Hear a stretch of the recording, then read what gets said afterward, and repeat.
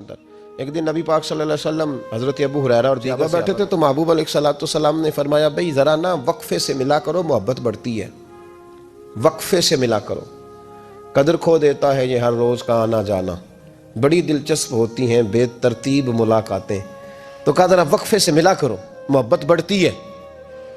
तो ठीक है या रसूलुल्लाह सल्लल्लाहु अलैहि वसल्लम। तो हज़रत अबू बकर सिद्दीक भी एक दिन पूरा ना आए, जब बात हो रही थी वो भी बैठे हुए थे मजमे में, एक दिन पूरा ना आए।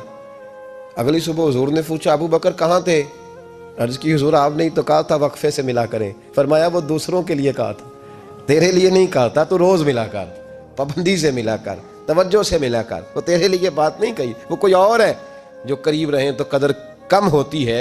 अबू बकर सिद्दीक तो महबूब के साथ मक्के में भी साथ, बदर में भी, ओहद में भी, गारे सौर में भी, और देखिए 1400 साल होने के हैं वो मज़ार में भी मुस्तफ़ा के साथ ही आराम कर रहे हैं, तो वहाँ भी साथ है। पानी परन सहेलियाँ रंगा रंग कड़े, असी ते भरिया उस दा जानिए जिस दा तोड़ चढ़े।